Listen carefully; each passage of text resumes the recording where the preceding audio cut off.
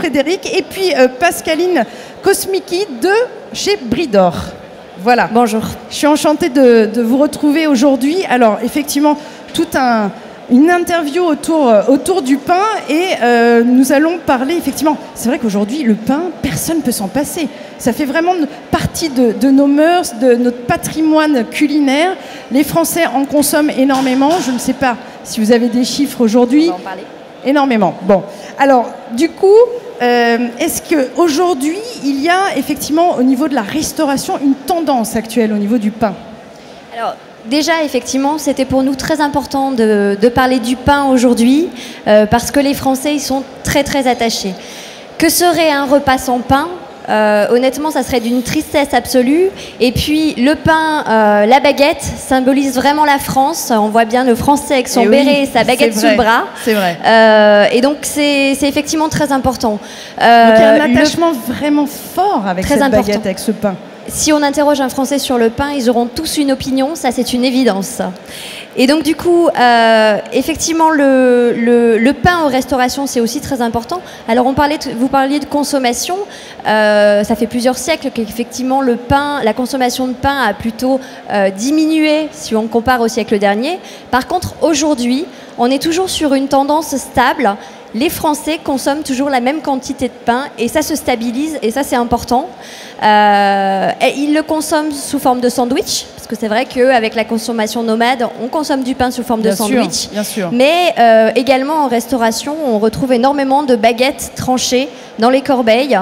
Et puis au niveau des tendances, puisque c'est ce que vous nous demandiez au niveau restauration, eh bien, il y a un grand retour de la qualité du pain avec des pains cuits sur four à sol qui donnent une très belle semelle, des pains croustillants, des pains dorés. On peut remarquer aussi une tendance au pain avec de plus en plus de fibres. Notamment nous, chez Bridor, on travaille avec des farines au minimum T65, voire jusqu'à T150. D'accord. On travaille avec des pains, avec de la farine de sarrasin, et puis aussi des pains gourmands qu'on peut voir ici, avec des inclusions de fruits, de figues, de citron, d'amandes, de cranberries, etc. D'accord. Excusez-moi, oui. je vous coupe, mais en fait, c'est une gamme que vous avez collaboré tous les deux ensemble. Exactement. Pour proposer cette gamme de qualité de pain avec une cuisson sur sol. Cuisson. Alors, Bridor ne fait que des pains de qualité sur four à sol. C'est important de le rappeler. Exactement. Mais cette gamme que nous avons choisi de vous présenter aujourd'hui, c'est la gamme qu'on a travaillée avec Frédéric Lalosse.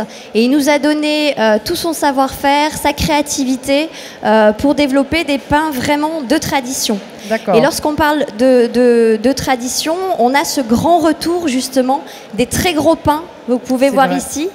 Des pains d'1 kilo qui peuvent être posés sur une table dans des brasseries sur le zinc et coupés directement devant les convives pour accompagner une assiette de fromage, une assiette de charcuterie. C'est un peu l'esprit aussi des restaurants table d'hôte comme le Mama Shelter ou autre. On pose, les gens s'assoient les uns à côté des autres sur une grande table en bois. Le partage, on n'est plus dans l'individualité des petites boules de pain. Exactement. On pose ce magnifique gros pain sur la table et chacun se coupe un morceau, un cube, une tranche, ce qu'il veut, et chacun partage le pain. Alors Frédéric, vous qui êtes meilleur ouvrier de France en boulangerie, que représente le pain pour vous? J'imagine que c'est une réelle passion. Oui, c'est réellement une passion et pour moi le pain est très important, bien évidemment. Il est très important chez le quotidien, chez tous les Français, mais également très important dans la restauration où j'ai la chance et l'honneur de fournir de nombreux restaurants. On voit vraiment qu'il y a une implication du restaurateur à faire en sorte que le pain soit bon, parce qu'aujourd'hui il fait partie intégrante du repas, bien évidemment. Donc je me suis efforcé avec Bridor de faire une gamme justement qui réponde à cette attente. D'accord. Alors aujourd'hui, comment peut-on dire que pourquoi le pain est-il bon? Comment faire un bon pain? Alors il y a plusieurs aspects sur le pain. Le pain c'est à la fois et facile et très compliqué. Facile parce que les gens peuvent s'imaginer qu'on mélange de la farine, de l'eau, un petit peu de levain, un petit peu de sel et on a du pain. C'est un petit peu plus compliqué que ça parce que le pain et la boulangerie demandent beaucoup de rigueur, beaucoup de sérieux. beaucoup de régularité, parce que le pain, c'est une matière qui est vivante. On va parler de fermentation tout à l'heure, mais le pain, c'est quelque chose qui vit. Et c'est pas parce que c'est beau aujourd'hui que ce sera beau demain. Donc il faut tout le temps remettre de la passion, de l'énergie dans ce qu'on fait. Et c'est ça qui est beau, mais c'est ça qui est également difficile. Alors le pain, pour qu'il soit bon, c'est avant tout une belle matière première. Il faut commencer par le démarrage. Voilà, on en revient toujours au même, de toute manière, oui, la qualité de la matière première. Une belle farine, c'est très important. Et chez Bridor, je peux vous assurer qu'on est très exigeant et on est très pointu sur le choix des farines, où elles sont toutes contrôlées, toutes vérifiées. Elles sont des fois refusées si elles ne sont pas conformes à nos attentes. Donc ça part vraiment du démarrage, parce que si vous n'avez pas une belle farine, derrière, on n'aura pas de régularité. Donc nous faisons très attention à la qualité de la farine. Et après, eh ben, il faut rentrer dans des process.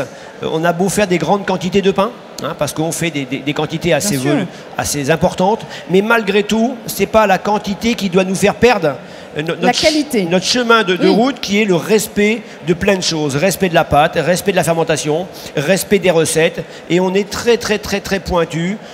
Tout est pris au demi-degré près, vraiment, pour que la pâte soit toujours régulière et qu'elle ait les fermentations. Tout à fait. Exactement. Et ça, ben, c'est aussi pour ça que je travaille avec Bridor, pour leur apporter cette petite expertise que j'ai dans le sérieux, dans la rigueur. Il est modeste. Non, mais vous savez, après, c'est une équipe. Bien sûr. On gagne en équipe, on perd en équipe. C'est toute une équipe qui travaille, et moi, j'amène mon petit pierre à l'édifice, justement, pour avoir la créativité, avoir la régularité. Ce que je veux, vraiment, c'est vous présenter un pain et en être fier. Oui. Bon, ben, lorsque j'ai ça dans un restaurant, j'en suis plutôt très fier. Voilà.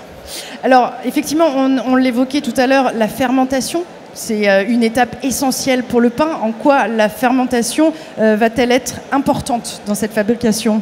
La fermentation, c'est le maître mot, et c'est ce qui nous fait nous lever tous les matins. Parce que c'est vraiment ça. Non, mais c'est pas des métiers morts, c'est vraiment des métiers vivants. Et où vous devez y mettre de la passion, de l'énergie, de l'envie pour que ce soit joli. Parce que la fermentation, c'est un monde quelque part abstrait. On la connaît un petit peu, la fermentation. On le sait comment... Mais je peux vous assurer qu'il y a énormément de paramètres qui viennent... c'est des petites cellules vivantes qui se développent dans nos pâtes. Et de temps en temps, on a des phénomènes, des réactions au four que moi-même, je ne maîtrise pas, je ne comprends pas. Et c'est le secret de la fermentation. Parce que au-delà de mélanger de l'eau et de la farine et avoir un pain, le pain, pour qu'il soit bon, il doit avoir du goût. Et pour qu'il ait du goût, il faut que nous ayons provoqué une fermentation. Et cette fermentation qui est magique, parce que suivant les températures, suivant les consistances qu'on va donner, suivant les temps de repos, suivant les mélanges de farine, on ne va pas du tout dégager les mêmes fermentations, et on va tomber dans de l'acétique, on va tomber dans du lactique, on va tomber dans des saveurs, dans des fermentations complètement différentes.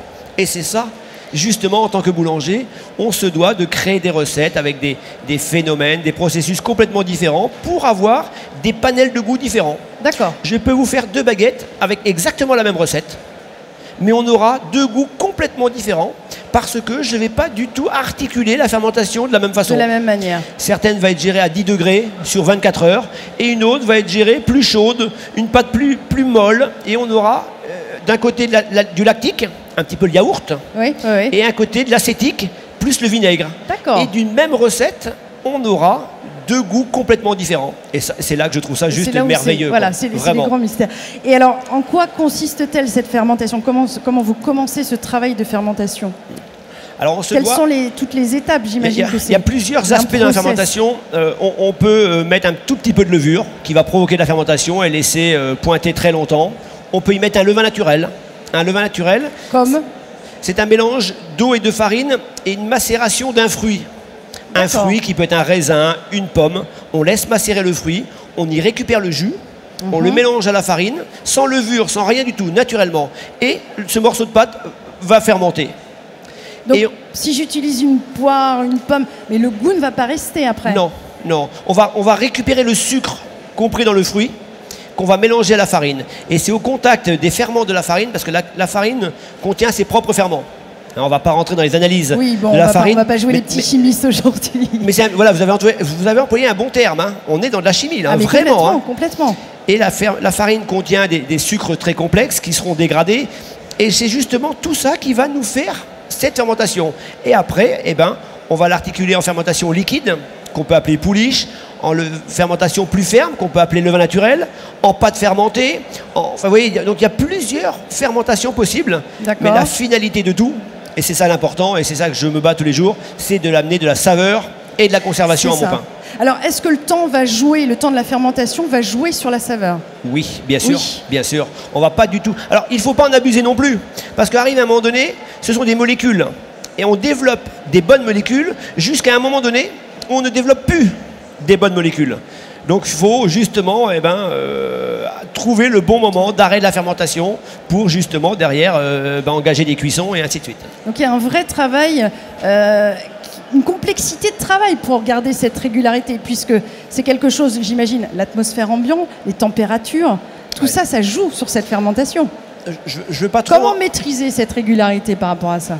Vous savez, après, c'est de la même façon qu'un pilote de Formule 1, il maîtrise sa voiture sur le circuit et on ne comprend pas comment il fait. C'est donc c'est le temps passé. Ouais, c'est sentir. Cette sensation. Je dis à mes boulangers, moi, tu dois lire la pâte.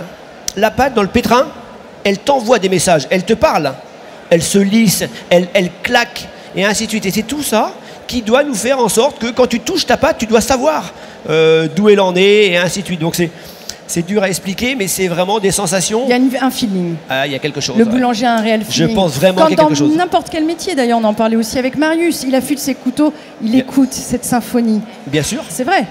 Donc il y a quelque chose qu'on ne peut plus expliquer, ça fait appel au sixième sens quelque part. C'est un petit peu ça, vraiment, et j'ai l'humilité de le dire parce que vous savez, le sucre, ces grands pâtissiers qui font des belles pièces en sucre, j'ai essayé des dizaines de fois à faire une pièce en sucre. J'ai jamais réussi. Ça marche. Mais c'est une vérité, parce que mes mains ne sont pas faites pour le sucre.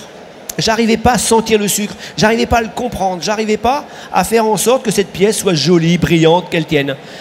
Donc je pense réellement qu'il y a des sensations qui sont juste extraordinaires, vraiment, parce qu'on parle de vie, hein. La pâte elle est vivante, donc c'est vraiment joli, quoi. Ouais. Alors c'est vrai qu'on parlait ici de cette variété, cette gamme qui est donc développée chez Bridor, avec cette fameuse cuisson de sol sur pierre. Alors qu'est-ce que ça va apporter, cette cuisson? Alors on a parlé de matière première, c'est le premier ingrédient justement dans cette belle recette pour que tout se passe bien. Le deuxième, il faut du beau matériel. Il n'y a pas d'histoire. On va revenir à cette Formule 1, si vous n'avez pas la bonne voiture, vous ne gagnerez pas la course. Il faut du beau matériel et chez Bridor, on a vraiment tout ce qu'il y a de plus sophistiqué pour ne pas maltraiter la pâte. C'était vraiment à la pétrir de façon très souple, le plus souplement possible, la laisser pointer, se reposer tranquillement. Et la cuisson, bien évidemment, il faut qu'elle soit sur une sole de pierre. Parce que ayant une sole de pierre, ça va me permettre, moi, boulanger, de travailler ma pâte complètement différemment. Je vais avoir des pâtes beaucoup plus hydratées, plus souples, avec plus de pointage, parce que je sais que l'aspect sol va permettre à mon pain de bien développer. Et lorsque vous n'avez pas cet aspect sol, vous êtes obligé de faire des pâtes un petit peu différemment, parce que sinon elles seraient trop plates, elles ne seraient pas jolies. Donc vous les faites un petit peu plus fermes, mais qui dit plus ferme dit moins agréable en gustatif, moins joli en développement, moins de conservation, moins agréable à la mâche. Donc on a plein de critères qui ne vont pas dans le bon sens. Donc c'est irrémédiable, on travaille tous nos pains sur une sole de pierre, justement pour avoir cet impact qui fait que le pain se développera bien. D'accord, mais ça c'est un procédé qui est plutôt fréquent chez les artisans boulangers ou... L'artisan, oui, a souvent son petit four à sol et c'est une condition sine qua non pour avoir un bon pain. Ça c'est la base d'un bon pain. Alors c'est vrai que Bridor donc, a développé avec votre alliance tous les deux, vous avez développé cette gamme. C'est un peu compliqué de parler avec ces annonces. Quels sont les produits qu'on retrouve sur cette carte de pain? Donc là on a pu un petit peu les évoquer tout à l'heure. Est-ce qu'on peut peut-être les repasser en revue? La carte des pains de chez Bridor. Alors, en ce qui concerne effectivement la carte de pain de chez Bridor, que vous pouvez retrouver sur notre stand, la découvrir. Bien sûr, n'hésitez pas d'ailleurs à vous y rendre sur votre stand, voilà, juste à côté. En fait, on a classé les pains par type de restauration. Donc, on va trouver par exemple des petits pains tout fins à l'assiette qui seront plus proposés dans des restaurants haut de gamme qui servent justement le pain à l'assiette. D'accord. Notamment dans cette gamme-là, on a des pains Bridor, une recette Le Nôtre professionnelle. On trouve aussi toute une gamme de produits pour la restauration rapide, évidemment, puisque le pain est de plus en plus consommé sous forme de sandwich aujourd'hui. Donc des baguettines, des baguettes évidemment, des ciabatta, des pains burgers à la française. Donc on n'est pas sur des buns, on est sur des pains vraiment français avec une semelle puisque cuit sur four à sol. On va trouver aussi un pain à toaster. Donc ça c'est pour la restauration rapide. Pour tout ce qui est bistronomie, restauration traditionnelle, brasserie, pain sur le zinc, on a cette magnifique gamme effectivement qu'on a travaillé avec Frédéric Lalosse. On peut en parler un peu plus en détail aussi. Et puis nous avons également des pains spécifiques pour les traiteurs, pour faire des canapés. Notamment un pain aux fruits très riche en fruits avec des noisettes, des abricots, des raisins que l'on peut servir notamment en tranches avec du foie gras. Et puis des pains arc-en-ciel avec une texture ciabatta. Donc ce sont des pains qui sont naturellement colorés et aromatisés. On a notamment un pain vert à menthe épinard, un pain noir aux algues nori, un pain rouge à la tomate, un pain jaune au curry, etc. Et ces pains-là sont en fait une base de créativité pour les chefs pour les traiteurs, pour faire des sushis bread, des maki bread, pour faire de la chapelure colorée, faire énormément de choses très créatives, des petits burgers, etc. Oui, ça peut ouvrir un champ des possibles au niveau de la créativité. Donc vous leur rapportez cette matière-là pour leur créativité. Et l'idée de cette carte des pains, c'est de pouvoir justement parler de ces pains avec un langage organoleptique. Donc si je prends par exemple le pain pochon, Frédéric, on est sur du sarrasin, on a des saveurs de miel, on a un pain qui est très typé et en même temps très moderne en termes de goût. Et qui du coup va s'associer avec certains mets plus que d'autres. Et c'est justement cette carte des pains. L'idée c'est de dire, vous restaurateurs, faites un diagnostic du pain que vous proposez à vos clients. Vous travaillez beaucoup le cœur de l'assiette, vos plats, vous y mettez toute votre créativité, vous choisissez des ingrédients de qualité, etc. Et si effectivement vous les servez avec un pain qui n'est pas de qualité, eh ben, c'est vraiment très dommage parce qu'une table, ça commence du début de l'entrée jusqu'au dessert, jusqu'au café. Et le pain est aussi une étape dans ce niveau de qualité que l'on propose aux convives. Bien évidemment. C'est vrai que là, on parlait que chaque pain a une cible en termes de restauration, mais le pain a aussi également, si on peut l'appeler comme ça, une cible par rapport à son mets. Ça nous donne envie de parler d'associations culinaires. J'imagine qu'un pain au sarrasin ne va peut-être pas se marier avec un ingrédient par rapport à un autre. Donc, est-ce qu'il y a vraiment des belles alliances, par exemple, aujourd'hui ? Bien sûr, et la restauration y fait de plus en plus attention. Vous savez, il y a longtemps qu'on a marié les vins avec des plats. Vous ne buvez pas le même vin avec tel ou tel plat et un sommelier vient vous présenter sa carte des vins. Vous avez pris quoi, monsieur, madame? Prenez plutôt tel ou tel vin. Le pain, c'est exactement la même chose. Parce que je vous ai parlé tout à l'heure de saveur. Donc nous, boulangers, on va amener l'acétique, donc du lactique, un goût qui va être doux, ou un goût qui va être légèrement plus piquant, plus acide. Ça me fait un petit peu peur, parce que ça fait un petit peu peur, mais c'est un petit peu plus piquant, plus corsé, plus de caractère. Et puis après, nous, boulangers, on a la possibilité de marier différentes farines.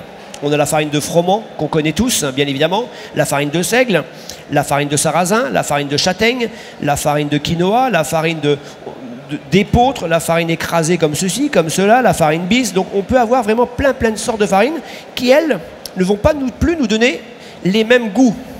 Donc à partir de là, eh bien, on arrive, et mon travail a été de se dire, je ne veux pas avoir 10 pains différents, mais un seul goût. Je veux avoir 10 goûts différents, 10 pains différents avec 10 goûts différents. Et c'est pour ça que nous n'avons pas du tout articulé les mêmes fermentations, les mêmes mélanges de farine, pour justement avoir des formes différentes, avoir des grosseurs différentes et avoir des goûts différents en fonction de ce que le restaurateur pourra justement proposer à ses clients.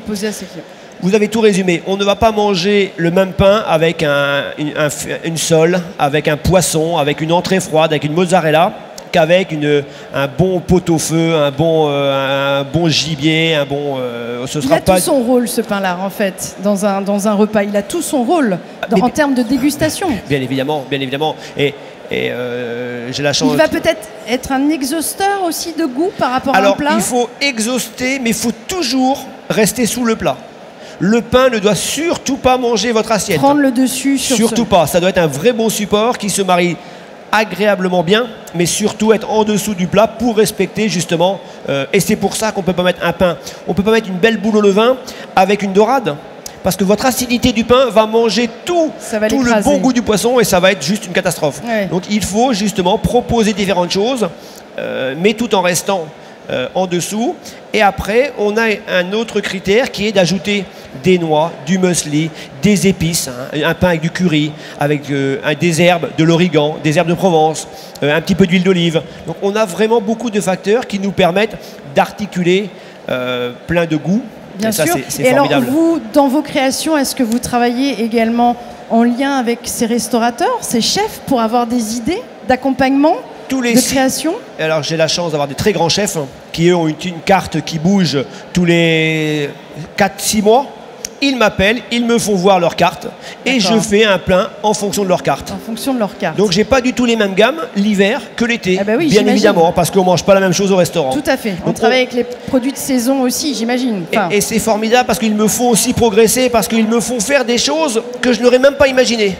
Hein, on mélange du sucré, du salé, des épices avec des figues, enfin, vous voyez, plein de choses. c'est une vraie source de création pour Mais vous. c'est extraordinaire, Ouais, extraordinaire. Et cette boulangerie, c'est un métier. Alors la cuisine est très créative, parce que là, je pense que la cuisine, en termes de, je vous parlais que la boulangerie était un métier vivant. La cuisine, lorsque vous faites toutes ces sauces, toutes ces préparations, il y a beaucoup de créativité. Mais la boulangerie, en termes de créativité, c'est exceptionnel. On n'a pas de limite. Dans 3 jours, il y a le Beaujolais. On va se faire un pain qu'avec du Beaujolais, une bonne saucisson de Lyon, enfin vous voyez, donc, Oui. et pour Noël, on a sorti notre petite gamme de Noël où on va faire plein de choses très festives pour Noël et ainsi de suite. Donc la boulangerie nous permet vraiment d'avoir, bah ouais, c'est vraiment possible incroyable. Et quand on m'en parle, je dis juste que c'est le plus beau métier du monde. Et je crois que j'en suis pas loin du Je tout. pense qu'on a convaincant, hein. Oui, on a affaire à un vrai passionné. Ça fait plaisir. Alors Frédéric Lalosse, est-ce qu'il y a, je sais pas, tout un art dans la dégustation du pain? Bah écoutez, le pain, je ne l'aime pas chaud. Il faut qu'il soit frais, croustillant, très agréable, mais c'est très indigeste de manger du pain chaud. Donc on pourrait avoir tendance à dire « Oh, cette baguette qui sort du four !» Les gens se ruent sur cette baguette très Mais chaude. faisons attention parce que chaud, c'est plutôt indigeste. D'accord. Ça reste sur l'estomac et après, malheureusement, on peut avoir l'impression que le pain était un petit peu... Mais non, c'est juste qu'il était chaud. Donc le plus frais possible, le plus croustillant possible, formidable, mais pas chaud. C'est vraiment le conseil que je donne.